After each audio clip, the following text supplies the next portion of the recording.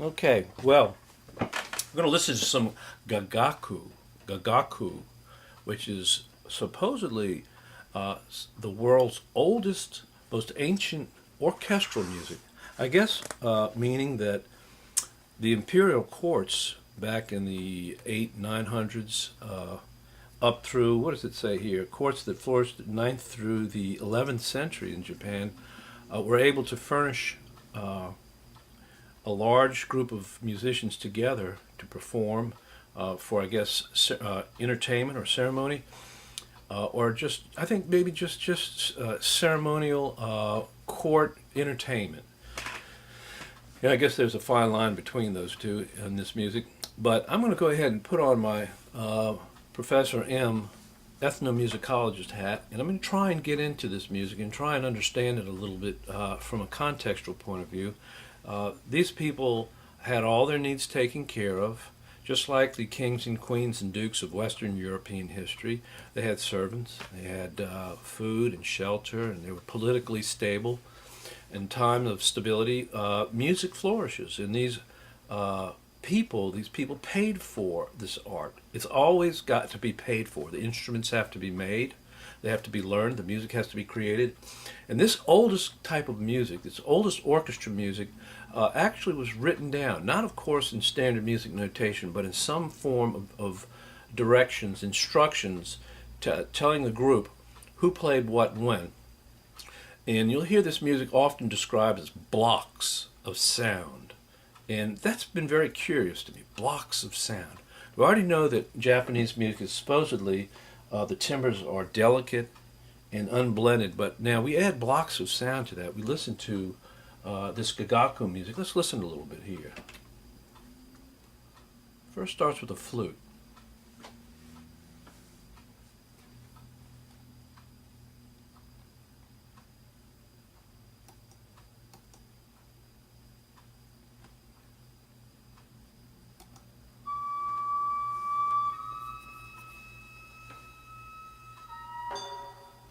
Little percussion.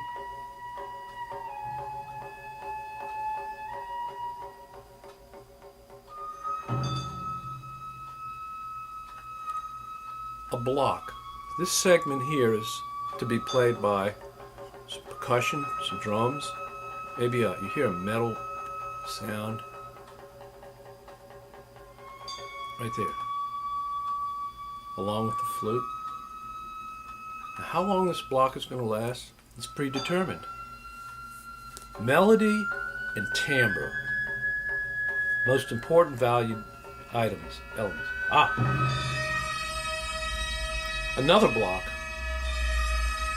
Now the hirachichi.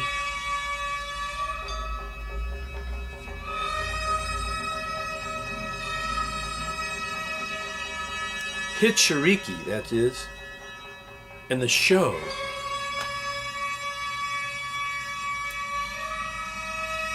Other instruments you blow.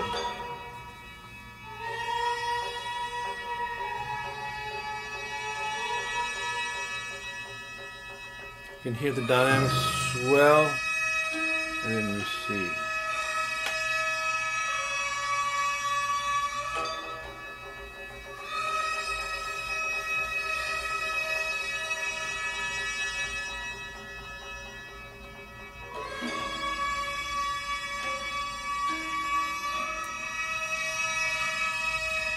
Getting louder. Ooh. Going up in pitch. Intensity rising. Big drum.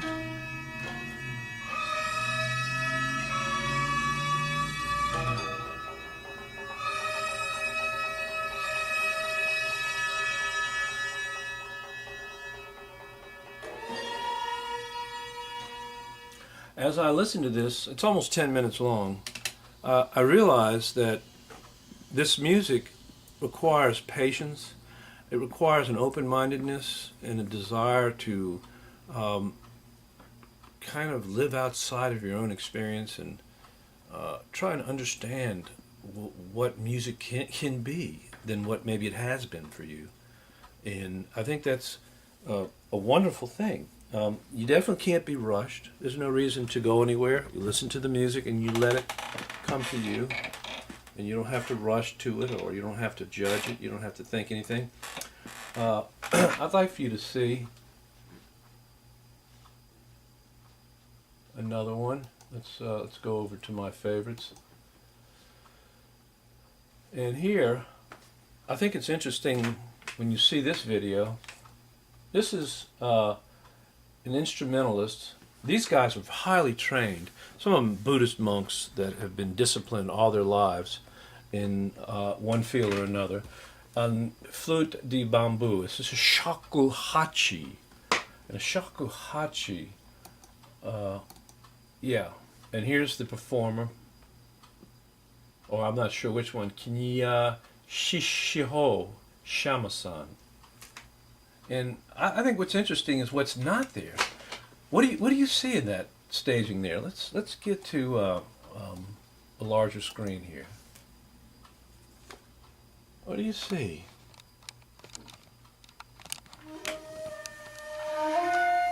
It's what you don't see. I don't see any trees. I don't see any pond or brook or nature.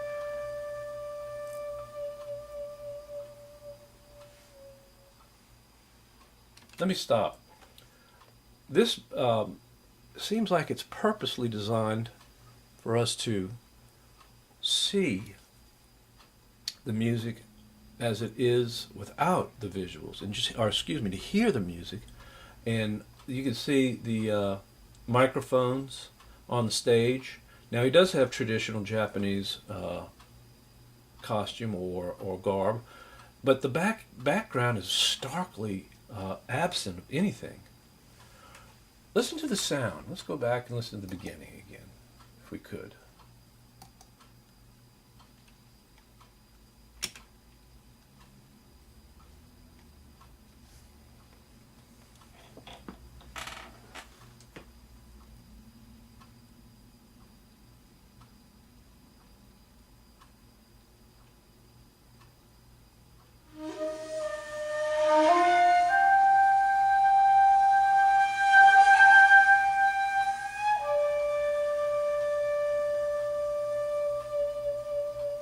Okay, that's one phrase.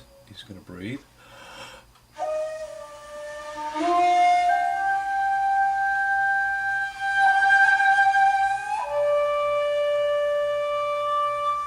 Kind of the same idea, there's repetition.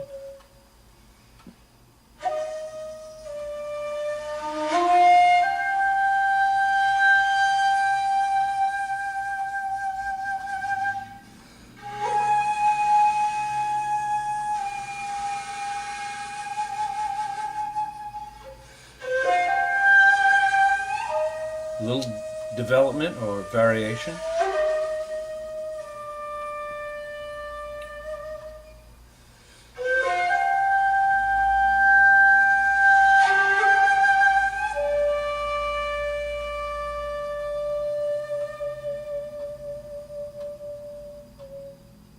Well, we can be sure that he's going to go on and display some of his musical ideas that have been displayed before, because Japanese music is traditional, and the idea is not to be original necessarily. The idea is for this performer to recreate what others before him have done, and for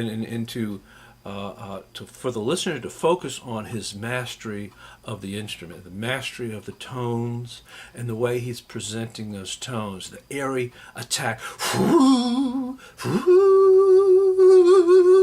and the effects that he gets, very dramatic in a way. And the music is going to go on like that. There's not a lot of dramatic change, but yet it's very theatrical, even without it being staged, without any props or anything else.